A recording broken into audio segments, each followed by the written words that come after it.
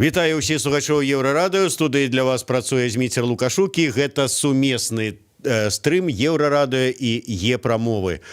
IT-кампаніі скардзяцца. Вельмі складана браць на сябе нейкія абавязальніцтвы перад кліентамі, працуючы ў краіне, дзе ў любы момант могуць узяць і адключыць інтэрнэт.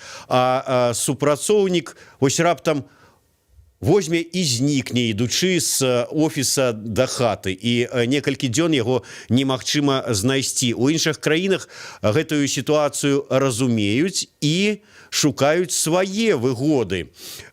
Якія прапановы з-за мяжы прыходзяць беларускім IT-кампаніям, наколькі гэта масавая з'ява і ці можа патрыятызм спыніць вось гэтую рэлакацыю, ці, як правільна сказаць, гэтую сітуацыю з пераездам IT-кампаній за мяжу. Мы сёння абмяркуем з маім госцем, а гэта кіраўнік мінскай IT-кампаніі «Ідэясофт» Юрый Пляшков. Добры дзень, Юрый. Прывітанне. Добры-то ён добры, але наколькі вось для айцішнікаў ён на сёння гэты дзень і апошнія дні ўвогуле добрыя? Я скажу так, што калі не было інтэрнэта, праца стаяла. Мы не тая кампанія, якая можа, як завод, напрыклад, працаваць без інтэрнэта. Всё, што адбываецца, праца сама завязана на інтэрнэце. І, сапраўды было цяжка. Зараз цяжка больш ментальна.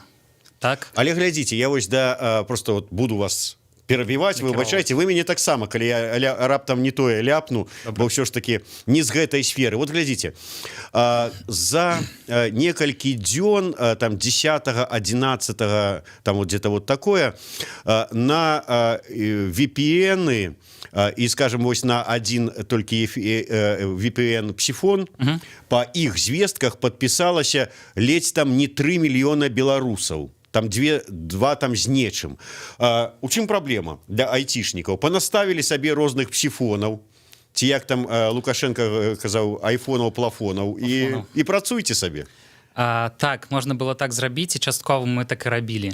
Праблемы было знайсці калі не было інтэрнэта, знайсці гэты VPN-сервісы. Нехта, я ведаю, што больш буйныя кампаніі яны рыхтаваліся да гэтага, яны былі падрыхтаваны больш маленькія, як мая кампанія, яны былі не падрыхтаваныя, і таму, дзень, там, два мы дакладна згубілі. І як моцна гэта адбілася на вашым, пачынаючы ад фінансавага стана і заканчваючы іміджавым станам? Що ж таки, ёсць абавязальніцтва перад кліентамі? Мы папярэдзілі нашых кліентаў, што такая сітуацыя магчыма. Мы не ведалі, наколькі доўга гэта будзе ўсё. Мы трымалі сувязь з кліентамі. Прыкладна, кампанія майго памеру на 10 чалавек губляе ў дзень, 1000-2 даляраў, калі не працуе. Вось. Акрамя гэтага, ёсць яшчэ такія згубленыя выгоды, так? У нас было кліент, які хацеў з намі пачаць працаваць, даў нам тэставае заданне, але з-за таго, што не было інтэрнэта, мы не змаглі даслаць гэта тэставае заданне, і кліент адмовіўся. А там быў дастаткова на 2-3 чалавекі вялікі праект для нас. Я вось вас перабіў на моманце, калі вы сказалі, што па першым часе, калі адключалі інтэрнэт, было складана працаваць, чыста тэхнічна, а зараз маральна. У чым вось зараз маральныя нейкія там перашкоды для працы? Айцішнікі заўсёды сядзяць у інтэрнэце, і мы бачым, што паўсюль чытаюць навіны, так, у першую чаргу ведаюць, што адбываецца ў горадзе, ў краіне. Бачаць усе гэтыя мітынгі, шэсці, выказванні чыноўнікаў і выказванні іншых людзей, якія там каардынацыйны савет і ўсё такое, і перажываюць гэта ўсё. І таму, усе мы перажываем, вот мы таксама перажываем, але ж вот робім сваю працу, эфіры. Вот ўсё ж таки, а вам вот што, у чым вот такая вот праблема, што, я не ведаю, не пішуцца нейкія там праграмы ці што? Так, стварэнне праграм — гэта такая творчая праца. Гэта не фізічная праца. І ты павінен сканцэнтравацца на нейкай задачы і рабіць яе. І тут проста немагчыма сканцэнтравацца, таму што кожную там гадзіну прыходзяць новыя навіны, і прычым яны не заўсёды пазітыўныя. Атрымліваецца, што неправда вось усе гэтыя словы, што, ну, скажем, тыя ж самыя айцішнікі, яны людзі, якія вось жывуць у сваім такім нейкім пакойчыку, вот, ну, свой сусвет. Перад імі ёсць камп'ютар, перад імі ёсць там цэлы свет, увесь астатні, і яны жывуць вось гэтымі сваімі праграмамі, сваімі софтамі і ўсім астатнім. Атрымліваецца, што неправда? Я б сказаў неправда, таму што і я б сказаў, што айцішнікі яны такія ж, як іншыя людзі, якія працуюць сваёй галавой. Не толькі у нас айцішнікі працуюць галавой, так? Ёсць яшчэ шмат прафесій. Але ў айцішнікаў менш можа такіх праблем, звязаных з матэрыяльных праблем. Таму яны менш перажываюць менавіта за матэрыяльную частку, а больш перажываюць за духоўную, за справядлівасць, за праўду, вось за такое. А, напрыклад, ты ж настаўнікі, яны больш перажываюць за свой матэрыяльны стан, так? Таму ім больш хвалюе, напэўна, гэта. От ўсё ж таки, глядзіце, калі адкрываліся там, скажем, парк высокіх тэхналогій, там рабілі тут з Беларусі, ну, як заяўлялі кіруючыя нашыя чыноўнікі, IT-краіну, заманівалі сюды розныя IT-кампаніі, ну, все ж ведалі, што тут. Ведалі, што тут аўтарытарная краіна, аўтарытарная ўлада, і ішлі. Вот тады гэта было неважна і раптам стала важна?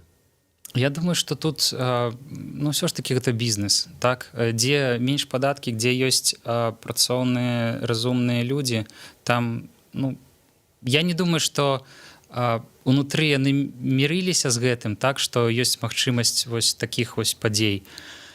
Але, ну, тут ўсё ж такі, тут і зручней працаваць, тут твая радзіма, тут ты можаш нешта зрабіць, так? Неяк паўздзейнічаць на сітуацыю, магчыма.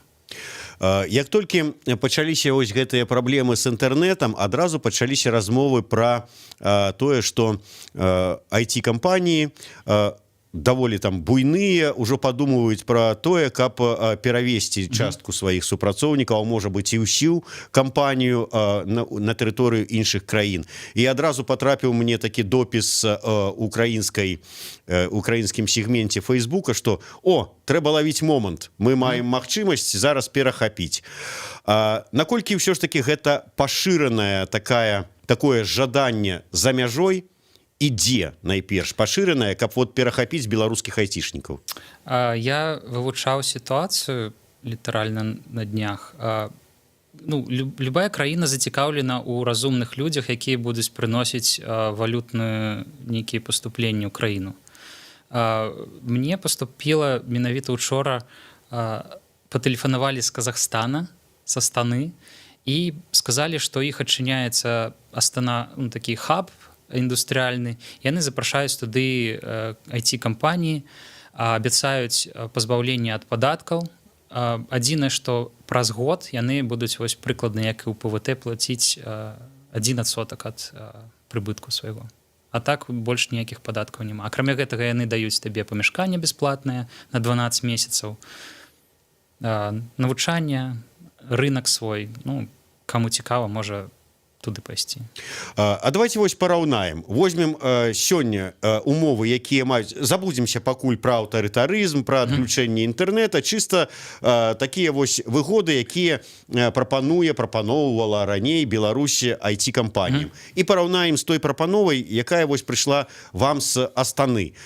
Дзе ўсё ж такі выгадней? Вот калі вот вы сядзіце, ну вот просто умоўны айцішнік, вот, ну, і думаеце, куды мне падацца? І вось ёсць прапанова беларуская і казахская. Я б сказаў, наколькі я ведаю вось умовы ў Казахстане і ў ПВТ, што казахстанская прапанова на больш выгодная. Але, ну, як бы я адмовіўся, таму што мне хочацца працаваць у нас. Ну, але выгодная, у чым выгоднасць? Ну, менш падаткі. Менш падаткаў. Магчыма, тыя, хто працуе з Кітаем, з рынкам Кітая, яно бліжэй туды, можа быць цікава.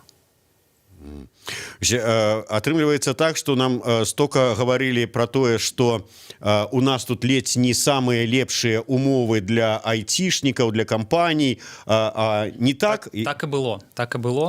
У апошні час Расія прапановвае свае падатковыя ільготы, так? В Украіне можна працаваць як ФОП і плаціць 5% толькі падаткаў. У Польшы ёсць таксама такая праграма, якая як называецца IP-Box для стартапаў, таксама 5% плаціць толькі. То бок гэта ўсё развіваецца, і Беларусь была, і зараз цікавая эканамічная такая, ну, не сітуацыя, умовы эканамічныя, але іншыя краіны падцягваюцца таксама. Мы першыя паспрабавалі гэтую ухапіць, нешта ухапілі, Так. а зараз астатнія таксама, гледзячы на нас, ствараюць такія умовы, Так. і тут здараецца жнівень, і пачынаюць людзі. Вот што, вот ўсё ж таки у вас ніякай думкі не было, вот за мной кампанія, за мной хай там не 10 тысяч чалавек, як у ІПАМе, але 10, там 11, 15 чалавек, у кагосьці там 100 чалавек, і яны ж думаюць, вот мае супрацоўнікі, я за іх адказны, а ў іх сем'і, у іх дзеці. Я думаю, што тут трэба ацэньваць рызыкі, так? Маёй кампаніі, калі кагосьці там раптам затрымаюць, ну, на максімум 15 сутак, мы неяк выжывем, мы дамовімся, ўсё будзе ок. А калі у вялікай кампаніі затрымаюць на вялікім праекце некалькі людзей, і з-за гэтага 50 чалавек застануцца без працы, то, ну, магчыма, лепш іх перавесці хаця б часова ў іншую краіну, каб яны там працавалі, каб яны не хваляваліся ні пра што. Ну, вось так. І вот вы просто ж ведаеце сваіх калег, наколькі ўвогуле, ну, можа быць, дзяліліся там у якіх-небудзь закрытых вашых чатах, што вот мне прыйшла прапанова, вот такі журналісцкі чат закрыты, дзе мы паміж сабой абмяркоўваем праблемы. Можа, у айцішніка, вот кажа, а мне прыйшла адтуль прапанова, а мне адтуль, хлопцы, давай параімся. Ну, як вы сказалі, ўжо прапанова з боку Украіны паступаюць, так, усім. Так, вось мне поступила прапанова ад Казахстана, я думаю, што я не адзін такі, таму што яны, напэўна, узялі базу тэлефону і ўсім тэлефанавалі. Ну, прапановы ёсць, і айцішнікі гэта такія людзі, якія могуць дастаткова лёгка ўзяць і пераехаць. Ну, шкада такое казаць, і што такое адбываецца. Ну так, сапраўды, калі, скажем, камусьці для того, каб пераехаць, трэба шмат падумаць, шмат чемаданаў напакаваць, то айцішніку, ну, в прынцыпе, як і журналісту, комп пад паху ўзяў і паехаў. Так. І зараз наколькі вось ўсё ж такі сур'ёзна разглядаюцца гэтыя варыянты?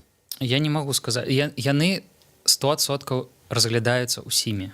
Нехта, як мы вырашылі працаваць далей, нехта робіць актыўныя нейкія дзеянні па разуменню сітуацыі. У іншых краінах, магчыма, ўжо нехта ўжо перавёз людзей. Я не магу сказаць так канкрэтна, таму што вялікія кампаніі, хутчэй за ўсё, яны больш актыўныя ў гэтым плане, і яны, ну, не дзеляцца. У такіх чаціках, у якіх я ёсць, там, ну, такія маленькія ці сярэднія кампаніі. Валерый Бардун піша: айцішнікі, давайте створым свайго калектыўнага Цукерберга і выкупім усю Беларусь разам з яе войскамі і эканомікай. Хай зойме гэта пару гадоў, але надзейна і мірна не сапсуюць нам гэтыя будучыя ператрубацыі ўлады. Ну вот як вы лічыце, магчыма такое ці не? Вітанне, Валер. Ну, я не ведаю. Можа, Мікіта Мікада будзе нашым Цукербергам. Ну, што значыць выкупіць? Выкупіць што можна? Народ выкупіць, чыноўнікаў выкупіць. Ну, што можна выкупіць? Людзей не купіш, думкі людзей не купіш. Дмітрый Бусел пытаецца у вас: можа, у вас танней і выгадней, але ці ёсць там людзі і рэпутацыя? Але вот для айцішніка, для айці-кампаніі важна, вот, што там нейкая рэпутацыя, не рэпутацыя? Вы фактычна, наколькі я разумею, у той же самай Астане, калі гаварыць пра яе, вот, пра вашу прапанову, там пакуль што яшчэ вот новастворанае, пустое месца. Вы прыязджаеце на пустое месца. Прычым тут рэпутацыя, прычым тут іншыя людзі? Я думаю, што ён больш пытае пра рэпутацыю краіны і рэпутацыю кампаніі. Калі рэпутацыю кампаніі ёсць, то, напэўна, неважна, дзе яна працуе. Калі рэпутацыя краіны, то, ну, да гэтага моманту ў краіны была добрая рэпутацыя. як IT краіны. Сёння прайшоў вобшуку в офісе PandaDoc. Якая рэпутацыя зараз будзе? Цяжка сказаць. Сайт Нотас піша: магчыма, падаткі ў Казахстане і меншыя, але пры неабходнасці ласты там заварачваюць яшчэ хутчэй, чым у Беларусі. Просто паверце, ведаю. Я згодны. Хутчэй за ўсё так. То есть вы і гэты момант пралічылі? Ну, канешне, но трэба ўлічваць таксама не толькі эканамічную, але і палітычную сітуацыю. І ну, як там будзе жыць, калі там якая клімат які? Бо айцішнікам ну, не толькі трэба ж праца, так? Яны могуць і паехаць на Філіпіны працаваць, дзе танна і добра. Людмила Аркадьевна, ну, відаць, жанчына ведае, што раіць, але раіць. В Літву едьце. Да Вільні недалёка, 160 кіламетраў. У Літву ездзяць, ведаеце, каб атрымаць такое задаваленне духоўнае. Пахадзіць па вуліцах. Прайсці пад вострай брамай. Так.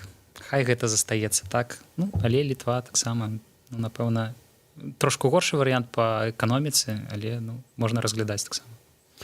Вы прыгадалі сітуацыю, якая здарылася сёння з PandaDoc. Сапраўды, вось узялі і прыйшлі праверыць нібыта нешта.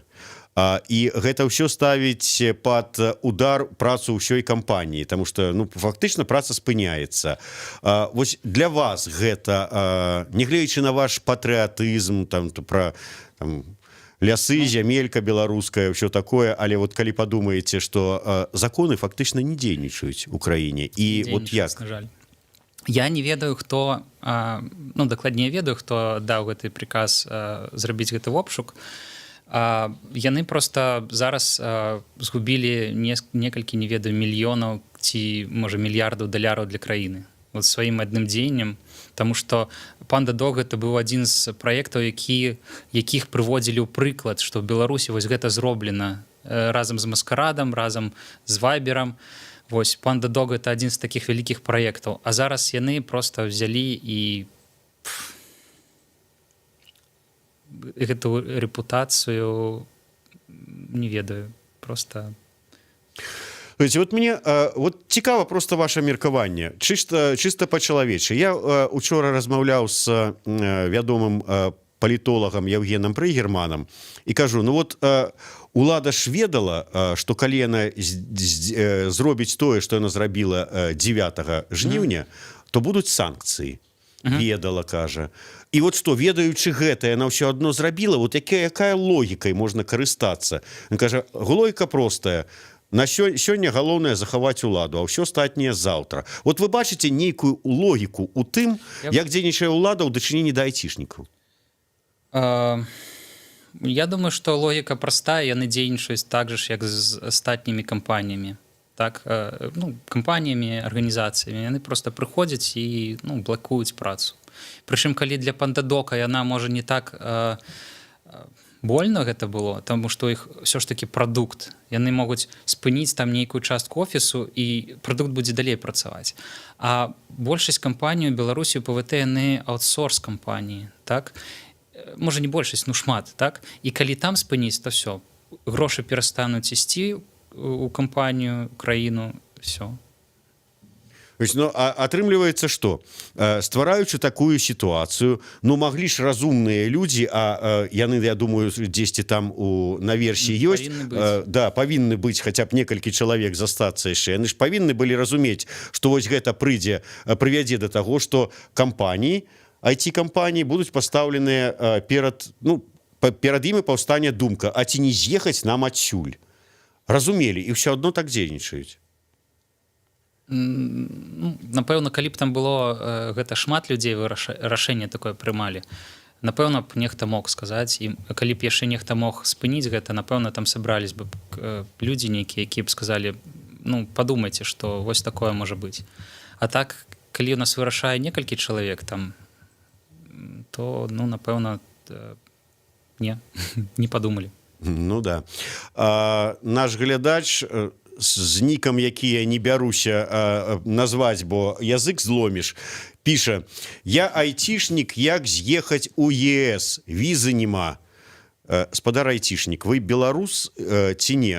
Я не вельмі часта сустракаю беларусаў, у якога няма візы. Гэта па-першае. А па-другое, вам толькі што расказвалі, што прапановы добрыя прыходзяць з Казахстана, з Украіны. Туды віза не трэба. Зараз Украіна таксама зачыніла сваю мяжу. Так? Казахстан не ведаю, но ў Расію, Казахстан трэба ляцець, напэўна, не ведаю. Ну, як у ЕС, ну, вывучайце, не ведаю, што вам параіць. Ну, што я вам параю? Калі ўжо такая сітуацыя, то, наколькі я ведаю, кансулят польскі аднавіў выдачу візаў, так што можна знайсці варыянты. Дарэчы, той жа карыстальнік пытаецца: в обшукі у ЕПАМ будуць на гэтым тыдні ці на наступным тыдні? Які прагноз госця? Напішыце зварот у следчы камітэт, ці МУС вам адкажуць пра обшукі, ці ДФР. Да. Так, Ігор Конах: самая лепшая бізнес-мадэль у Кіслага, астатнія проста лахануліся. Ну, тут я не бяруся нічога каментаваць, не разбіраюся. Віктор Кіслы — гэта ўладальнік варгеймінга. Ну, у іх галоўны офіс знаходзіцца ў Кіпры, а тут толькі як бы офіс распрацоўкі. Ну, ок. Я не магу каментаваць, ну, не ведаю, што сказаць. Можа быць. Дмітрый Чыстабаев как бы спрабуе патлумачыць логіку дзеяння ўладаў по прынцыпу такого: я вас парадзіл, я вас і уб'ю. Ну а як па-іншаму, маўляў, здрады ніхто не пацерпіць. Але якая здрада? Пра якую зраду хто вот... Здрады, ну, я думаю, што ён мае на ўвазе, што народ здрадзіў свайму прэзідэнту. Ну... А мы давалі клятву на крыві там ці што? Я, да прыкладу, увогуле на прэзідэнцкія выбары хадзіў адзін раз у 94-м годзе, галасаваў за Зянона Пазняка. І што? Каму я здрадзіў? Не ведаю. Я магу патлумачыць, як я разумею сітуацыю, ну, з гэтымі дзеяннямі. Яны чамусьці вырашылі, што ну, і зараз яны так дзейнічаюць, што нехта кіруе з-за мяжы, ну, менавіта, ладно, Степан Пуціла там, ці нехта там з Чэхіі, яны кіруюць. Можа быць і так. Можа яшчэ нехта. Але яны думалі, што будзе узброены захоп улады, і менавіта таму яны так дзейнічалі. Вось і ўсё. Ну, пасля яны зразумелі, што такога не будзе, і ну, тут уже далей іншыя прычыны, напэўна. Спрабуюць знайсці ворага. Ну да, Юрась, і ўсё ж такі я вярнуся да вот вашага рашэння, што нягледзячы на, так бы мовіць, смачныя прапановы, вы вырашылі заставацца. Але калі сітуацыя будзе развівацца у такім не вельмі прыемным накірунку для грамадзянскай супольнасці, вот што можа прымусіць вас, і нават нягледзячы на свой патрыятызм, сабраць, узяць пад паху ноут і паехаць? Цяжка адказаць. Я ўсё ж спадзяюся, што і ўлада, і грамадзяне знойдуць нейкі кансэнсус, сядуць за стол перамоваў. Я не хачу з'язджаць, мне падабаецца ўсё тут. Ну, тым больш, што умовы у нас вельмі добрыя ў парку высокіх тэхналогій. Я б не ведаю, я б для ўсіх экспарцёраў зрабіў такія умовы, каб яны прыносілі больш грошай у краіну. Але вот зараз, праходзячы там па парку высокіх тэхналогій, вы ўжо назіраеце там, што, скажем, а гэтыя дзверы ўжо таблічкі знятыя, а тут ужо там бачна, што дакументацыю знішчаюць. Важна разумець, што парк высокіх тэхналогій — гэта арганізацыя, якая не знаходзіцца ў адным месцы. Наш офіс канкрэтна знаходзіцца ну, гэта нават не арганізацыя, гэта там ёсць адміністрацыя парка высокіх тэхналогій, якая займаецца адміністратыўнай працай, і вось як бы для рэзідэнтаў парка высокіх тэхналогій даецца спецыяльны рэжым падатковы. Так вось, а самі рэзідэнты, яны могуць знаходзіцца ці побач з адміністрацыяй у тым жа будынку, ну вось на Купрэвіча, ці могуць знаходзіцца дзе заўгодна ў краіне. Таму, ну, адказ я не могу даць, таму што у нас няма побач айцішных кампаній в офісе, будынку, дзе я здымаю офіс. Юрась, можа быць, вот вы мне раскажаце яшчэ такое. Мяне вельмі, ну, как бы радуе, але здзіўляе гэты факт, што раптам тыя людзі, якія да гэтага, да апошняга часу увогуле ніяк палітыкай не цікавіліся, падчас гэтай выбарчай кампаніі яны раптам ні з таго ні з сяго вырашылі, а чаму б вот мне і не паспрабаваць у гэтай краіне нешта змяніць. Я разумею, калі зацікавіліся, вот скажем, мастачка Зоя Луцевич мне казала, калі яна зацікавілася палітыкай, калі ў адзін з гэтых дзён пабілі амонаўцы яе сына. Вот ей тады стала вельмі блізка і балюча тое, што адбываецца ў краіне. Але шмат людзей падключылася раптам да кампаніі там Бабарыкі, да кампаніі Цыпкалы, пачалі нешта вот муціць, тусіць, вот тыя людзі, якія ніколі ў палітыку не лезлі. Чаму? Вот патлумач. Асабліва, ну, я ведаю, што шмат сярод іх тых жа самых айцішнікаў. Чаму? Айцішнікі удзельнічаюць у вось у тым жа ж голасе, так, удзельнічалі. Таксама распрацоўваюць розных шмат карысных сервісаў, такіх грамадскіх.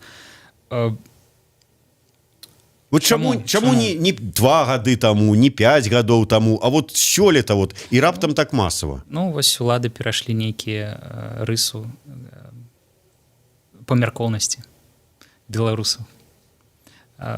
Ну, мы бачым, што нават гэты скіл, які вось зараз усе людзі, якія актыўна удзельнічаюць у пратэстах ці грамадзянскай нейкай дзейнасці, ён спатрэбіцца пасля і далей. Яны будуць арганізоўвацца. Яны, напрыклад, я жыву на Выбаравой. Мы зараз спрабуем арганізаваць нейкае мясцовае самакіраванне. Так? І гэты савет самакіравання, ён будзе уздзейнічаць неяк на тую тэрыторыю, дзе ён працуе, і паляпшаць яе. Калі не робяць нашы там дэпутаты нейкія, ці робяць, але недастаткова, гэты савет можа патрабаваць ад выканаўчай улады нейкіх дзеянняў па паляпшэнні ўмоваў. Дарог, тых жа ж там пляцовак, все такое, экалагічныя нейкія ініцыятывы. Але вот калі уявім сабе сітуацыю, айцішнікі, калі вот раптам атрымаецца і вот перамены адбудуцца, яны ізноўку вернуцца ў свае офісы ці падключацца да перафарматавання краіны? Перамены будуць у любым выпадку. Калі іх не будзе там неяк вось як зараз, там Лукашенко сыдзе і ўсё будзе перамены, але яны ўжо адбываюцца, яны будуць у любым выпадку. Ужо дакладна вядома, што будзе змены канстытуцыі, пасля пачне мяняцца вось дзяржаўны апарат гэты паціху і выніку, і вось людзі актыўныя будуць дапамагаць гэтаму такому інерцыйнаму дзяржаўнаму апарату мяняцца ў лепшы бок. Вот бачыце, глядзяць наши стрымы і па-за межамі Беларусі, відаць, таму што карыстальнік пад нікам Мона Ліза, відаць, з аддзела кадраў ПВТ Літвы ўжо дае парады, дзе да каго звярнуцца ў Літве, каб зарэгістраваць і працаваць IT-кампаніі там у Літве. Дзякуй вялікі, але мы пакуль гаворым пра тое, каб ўсё ж такі захаваць гэты скарб тут на нашай зямлі. І, Юрась, а вот тыя, хто, крыўдна, канешне, але прымуць рашэнне і з'едуць, ці перавядуць частку сваіх магчымасцяў на іншыя пляцоўкі. А дзе гарантыя, што яны вернуцца? Што ім будзе жаданне вярнуцца, нават калі змены адбудуцца? Няма гарантыі. Я не ведаю, як людзі будуць... Заўсёды цяжка жыць у іншай краіне, асабліва, калі гэта краіна не Украіна, не Расія, дзе твоя родная мова там, ці мова, на якую ты размаўляеш усё жыццё, цяжка будзе уладкавацца. Магчыма, што нехта вернецца. Так. Як вы лічыце, от калі зараз уже нават хтосьці, ну, як кажуць, образна збірае чемаданы, што можа быць зроблена і кім можа быць зроблена, каб гэтыя чемаданы распакавалі наноў? Ну, я думаю, наконт гэтага, што трэба зрабіць, каб супакоіць народ і, ну, залагодзіць неяк сітуацыю. Ну, тут нічога новага, напэўна, нельга сказаць, трэба пачуць народ, перастаць шукаць ворагаў і сесці за стол перамоваў. Так? Ну, магчыма, ну, людзі, якія нападалі на міліцыянтаў, яны сядзяць зараз, а міліцыянты, якія нападалі на людзей, яны не сядзяць зараз. Ну, магчыма, вось аднавіць справядлівасць, аднавіць дзеянне закону. Вот гэта вельмі балючая тэма. Вось, скажем, Карачун піша: а бязвінна забітых забудзем, я плаціць свае падаткі забойцам не збіраюся, выбачайце. І вось сапраўды гэта вельмі важны такі маральны аспект. Мы вот учора разважалі на гэтую тэму з віцэ-прэзідэнтам ЕПАМа Максам і закранулі такую тэму, што вот нават прасцей прабачыць таму, хтось быў збіты. Вот яму лягчэй прабачыць, чым, ну, нейкаму, там, скажем, маладому хлопцу образна, якога пабіў ОМОН, ён хутчэй прабачыць можа быць гэта ОМОН, чым бацькі. Так. Ну, тут трэба з гэтым абавязкова нешта рабіць. Ну, людзі не прабачаць гэтага, яны не забудуць. І што ж тут рабіць? Вот сапраўды, і тут... Аднавіць закон, перавесці расследаванне, хто што рабіў і як рабіў, хто аддаваў прыказы, хто выконваў іх, хто адмаўляўся, хто не адмаўляўся ад выканання злачынных прыказаў. Я не кажу, што людзі, якія там кідаліся камянямі, ну, я ведаю, яны абараняліся. Ну, хутчэй за ўсё, там я быў там на другі дзень каля Рыгі, я бачу, што людзі абараняюцца, яны, ну, не будавалі гэтыя брыкады, каб пашкодзіць камусьці. Яны будавалі, каб абараніць сябе, абараніць свой пратэст. Вось і ўсё. Тое, што яны кідаліся, ну, камянямі, ну, напэўна, гэта таксама была такая абарона. Я спадзяюся, гэта будзе улічана у іх прысудах, калі іх будуць судзіць. Ну, на жаль. Да, і тут вельмі, конечно, важное. Все мы хочам, каб, можа быць, па-першае, было аб'яўленае, ну, былі пакараныя вінаватыя, каб быў адноўлены закон, каб пачаліся нейкія перамовы, але што мы чуем з таго боку? Нічога. Па-першае, нічога, а нават калі і чуем, то кажу, ну, з кім я буду перамаўляцца? З гэтай флейтісткай? Ну, так. Ну, конечно, там же ж нема з кім перамаўляцца, ні з флейтысткай, ні з нобелеўскай лаўрэаткай, ні з віцэ-прэзідэнтам буйнейшай IT-кампаніі. Было міністрам, так. Я хачу, каб, ну, нават калі не будзе перамоваў з Коордынацыйным саветам, на жаль, калі так адбудзецца, каб не было гэта перамова з БРСМом якім-небудзь, ці Беларусю, ці, не ведаю, чыноўнікамі якімі-небудзь паміж сабой і нешта вырашыць. Не тое, што хочуць усе людзі. Трэба, каб людзі, з якімі дзяржава ці ўлада вела перамовы, яны карысталіся даверам у народа. Гэта абавязкова. Ну, вось яшчэ адзін, как бы, з такім складаным нікам наш глядач, як бы, выказывае вам нейкія падазрэнні, прэтэнзіі, кажа, чаго ён так неўпэўнена адказвае, відаць, нечага баіцца. Ніхто іх не прабачыць, а будуць валіць адсюль не толькі айцішнікі, калі не будзе зменаў, больш ніхто ждаць не будзе. Сапраўды такая пагроза ёсць, і шмат размоваў пра тое, што людзі расчараваныя тым, што пераменаў дамагчыся не атрымалася, паедуць шукаць лепшай долі за мяжу, але сярод іх ёсць такія, вось, як вы кажаце, неўпэўнена адказваючыя людзі, якія упэўнена заявілі, што яны нікуды не паедуць, таму што яны патрыёты гэтай краіны.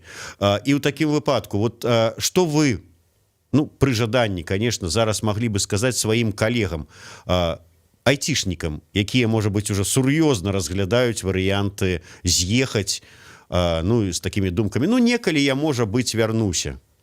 Я